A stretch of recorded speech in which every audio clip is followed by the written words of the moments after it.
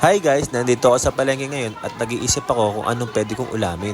At naisip ko nga na magluto ng pinaputok na bangus. Siyempre, kailangan natin ng dahon ng saging. Kaya pumutol ako ng dahon ng saging sa bukid namin. Gagamitin natin tong dahon na to pangbalot sa bangus.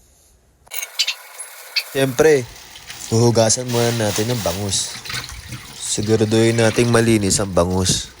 Ang gagamitin ko dito ay sibuyas, bawang, luya, kamatis. Hugasan nating mabuti ang kamatis. Kompleto na at ito hihiwain natin. Ito nga, hihiwain natin ang luya. Ang luya para mawala yung lansa. At gagamit ako ng itlog na pula sa pinaputok na bangus. Ayan, tapos ko nang hiwain lahat. Ilalagay ko ngayon siya sa bangus. Unahin ko yung sibuyas. Sunod ang bawang, luya, kamatis. At saka ko ilalagay ang itlog na pula. Ayan, ilalagay ko na siya sa dahon ng saging. Babalot ko rin siya sa dahon ng saging. Ilalagay ko na siya sa air fryer. At papainitan ko ng 180 degrees. Ayan, tapos na 15 minutes, check na natin siya guys. Ayan na yung pinaputok natin bangus. Maamoy siya guys, ang bango.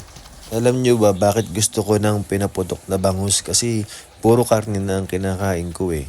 Kaya susubukan ko pinaputok na bangus. Pero yung pinaputok na bangus ko, lalagyan ko ng itlog na pula. Kaya siya may itlog na pula kasi yun ang gagawin kong sausawan para sa pinaputok na bangus. Ang bango. Amoy na amoy ko guys. Ang masarap ng pinaputok na bangus ko ah. Ang bango. Kukuhanin ko yung pinalamanan ko dito. Siya kung gagawin sa usawan. Kaya siya mayroon siyang itlog na pula. Doon ko na sasawsaw yung pinaputok na bangus. Lamo na tayo. Kain na.